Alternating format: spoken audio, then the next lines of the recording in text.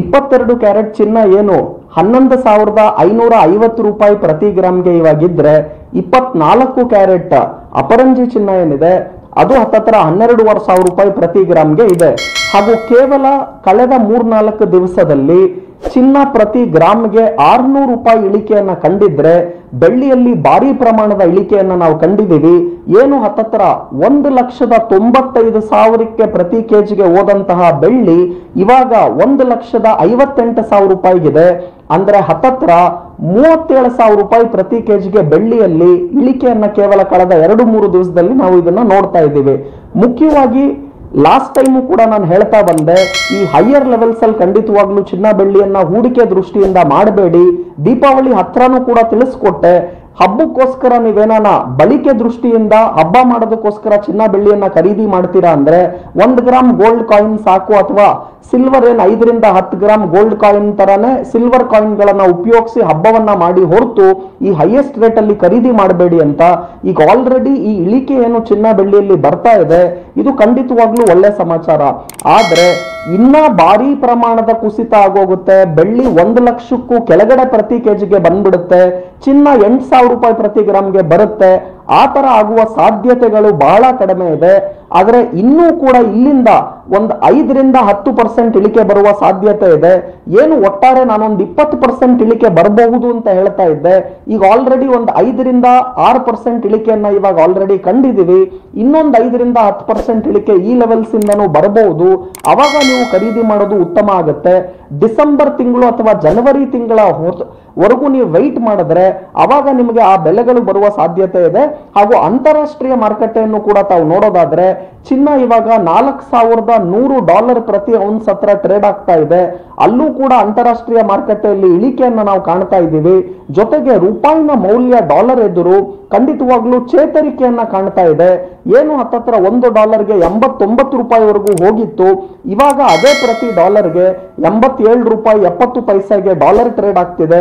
So ಒಂದ್ ಕಡೆ ರೂಪಾಯಿನ ಮೌಲ್ಯದಲ್ಲಿ ಚೇತರಿಕೆ ಹಾಗೂ ಡಾಲರ್ ಬೆಲೆಗಳಲ್ಲಿ ಕುಸಿತ, ಮತ್ತೊಂದು ಕಡೆ ಅಂತಾರಾಷ್ಟ್ರೀಯ ಮಾರುಕಟ್ಟೆಯಲ್ಲೂ ಕೂಡ ಚಿನ್ನ ಬೆಳ್ಳಿಯಲ್ಲಿ ಇಳಿಕೆ ಆಗ್ತಿರೋದ್ರಿಂದ ನಮ್ಮಲ್ಲಿ ನಾವು 600 ರೂಪಾಯಿ ಪ್ರತಿ ಗ್ರಾಮ್ಗೆ ಇಳಿಕೆಯನ್ನ ಕಳೆದ 2-3 ದಿವಸದಲ್ಲಿ ನೋಡಿದ್ರೆ ಬೆಳ್ಳಿ ಹತ್ತತ್ರ 37,000 ರೂಪಾಯಿ ಪ್ರತಿ ಕೆಜಿಗೆ ಇಳಿಕೆಯನ್ನ ನಾವು ಕಾಣ್ತಾ ಇದ್ದೀವಿ. ಸೊ ಈ ಇಳಿಕೆಗೆ ಮುಖ್ಯ ಕಾರಣ ಏನು ಅಂತ ನಾವು ನೋಡೋದಾದ್ರೆ ಅಂತಾರಾಷ್ಟ್ರೀಯ ಮಾರುಕಟ್ಟೆಯಲ್ಲಿ ಬೆಲೆಗಳ ಇಳಿಕೆ ಹಾಗೂ ರೂಪಾಯಿನ ಮೌಲ್ಯದಲ್ಲಿ ವೃದ್ಧಿ ಆಗ್ತಾ ಇದೆ. ಜೊತೆಗೆ ಏನು ಟ್ರಂಪ್ ಟ್ಯಾರಿಫ್ ಗಳನ್ನ ಭಾರತ ದೇಶದ ಮೇಲೆ ಆಲ್ರೆಡಿ ಹೈಯರ್ ರೇಟ್ಸ್ ಗಳನ್ನ ರಷ್ಯಾದಿಂದ ನೀವು ಕಚ್ಚಾ ತೈಲವನ್ನ ಆಮದು ಮಾಡ್ಕೊಂತಿದ್ದೀರಾ, ಹಾಗಾಗಿ ನಿಮಗೆ 15% ಟ್ಯಾರಿಫ್ ಇರುವ ಕಡೆ ನಾನು 50% ಟ್ಯಾರಿಫ್ ಅನ್ನ ಹಾಕ್ತೀನಿ ಅಂತ ಏನ್ ಟ್ರಂಪ್ ಟ್ಯಾರಿಫ್ ನೀತಿಗಳನ್ನ ಜಾಸ್ತಿ ಮಾಡಿದ್ರು. ಇವಾಗ ಮಾತುಕತೆ ಚೆನ್ನಾಗಿ ಆಗ್ತಾ ಇದೆ, ಇಂಡಿಯಾ ಮತ್ತೆ US ಡೀಲ್ ಫೈನಲೈಸ್ ಆಗ್ತಾ ಇದೆ. ಭಾರತ ದೇಶ ಖಂಡಿತವಾಗ್ಲೂ ಬರುವ ದಿವಸಗಳಲ್ಲಿ ಈ ಕಚ್ಚಾ ತೈಲದ ಆಮದನ್ನ ಕಡಿಮೆ ಮಾಡ್ಕೊಳುತ್ತೆ ರಷ್ಯಾದಿಂದ, ಹಾಗೂ ಅಮೆರಿಕಾನ ಬಳಿಯೇ ಕೂಡ ಕಚ್ಚಾ ತೈಲವನ್ನ ಜಾಸ್ತಿ ಖರೀದಿ ಮಾಡುತ್ತೆ. ಈ ತರ ಇಂಡಿಯಾ ಮತ್ತೆ US ನ ರಿಲೇಶನ್ಶಿಪ್ ಚೆನ್ನಾಗ್ ಆಗ್ತಿದೆ ಅಂತ ಏನ್ ಮಾಹಿತಿಗಳು ಬರ್ತಾ ಇದೆ. ಆ ಕಾರಣಕ್ಕೂ ಕೂಡ ಏನು ರೂಪಾಯಿನ ಮೌಲ್ಯದಲ್ಲಿ ವೃದ್ಧಿ ಒಂದ್ ಕಡೆ ಆದ್ರೆ ಅಂತಾರಾಷ್ಟ್ರೀಯ ಮಾರುಕಟ್ಟೆಯಲ್ಲಿ ಹಾಗೂ ನಮ್ಮಲ್ಲೂ ಕೂಡ ಈ ಚಿನ್ನ ಬೆಳ್ಳಿಯಲ್ಲಿ ಇಳಿಕೆ ಆಗ್ತಾ ಇದೆ. ಆದರೆ ಇಲ್ಲಿಂದ ಇನ್ನೊಂದು 5ರಿಂದ 10% ಇಳಿಕೆ ಬರುವ ಸಾಧ್ಯತೆಗಳು ತುಂಬಾ ಇದೆ. ಭಾರಿ ಪ್ರಮಾಣದ ಇಳಿಕೆಯನ್ನ ಇಲ್ಲಿಂದ ಖಂಡಿತವಾಗ್ಲೂ ನಿರೀಕ್ಷಿಸೋದಕ್ಕೆ ಸಾಧ್ಯ ಇಲ್ಲ. ಯಾಕಂದ್ರೆ ಸೆಂಟ್ರಲ್ ಬ್ಯಾಂಕ್ಗಳು ಮತ್ತೆ ದೊಡ್ಡ ದೊಡ್ಡ ಇನ್ಸ್ಟಿಟ್ಯೂಷನ್ಸ್ಗಳು ಚಿನ್ನ ಬೆಳ್ಳಿಯನ್ನ ಖರೀದಿ ಮಾಡಿದೆ. ಹಾಗಿರೋದ್ರಿಂದ ಇಳಿಕೆ ಆದರೂ ಕೂಡ ಇನ್ನೊಂದು 5ರಿಂದ 10% ಇಳಿಕೆ ಆಗುವ ಸಾಧ್ಯತೆ ಇದೆ. ಆದರೆ ಭಾರಿ ಪ್ರಮಾಣದ ಕುಸಿತವನ್ನ ಖಂಡಿತವಾಗ್ಲೂ ಚಿನ್ನ ಬೆಳ್ಳಿಯಲ್ಲಿ ನಿರೀಕ್ಷಿಸಲು ಈಗ ಸಾಧ್ಯ ಇಲ್ಲ. ಬಟ್ ಟ್ರೆಂಡ್ ಹೀಗೆ ಇರುತ್ತೆ ಸರ್, ಅಥವಾ ಇನ್ನು ಜಾಸ್ತಿ ಆಗೋದು ಆ ರೀತಿ ಆಗಲ್ವಾ?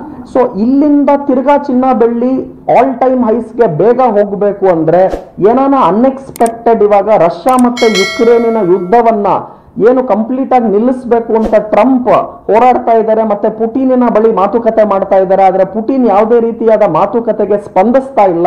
ಜೊತೆಗೆ ಭಾರತ ದೇಶಕ್ಕೂ ಕೂಡ ಟ್ರಂಪ್ ಆಲ್ರೆಡಿ ಹೇಳಿದ್ದಾರೆ, ನೀವು ರಷ್ಯಾನ ಖಂಡಿತವಾಗ್ಲೂ ದೂರ ಇಡಬೇಕು, ಅವರಲ್ಲಿ ಕಚ್ಚಾ ತೈಲದ ಆಮದು ಏನ್ ಮಾಡ್ತಿದ್ದೀರಾ ಅದನ್ನ ಕಡಿಮೆ ಮಾಡಬೇಕು ಅಥವಾ ಸಂಪೂರ್ಣವಾಗಿ ಝೀರೋ ಮಾಡಬೇಕು ಅಂತ ಟ್ರಂಪ್ ಏನ್ ಕೇಳ್ತಾ ಇದ್ದಾರೆ.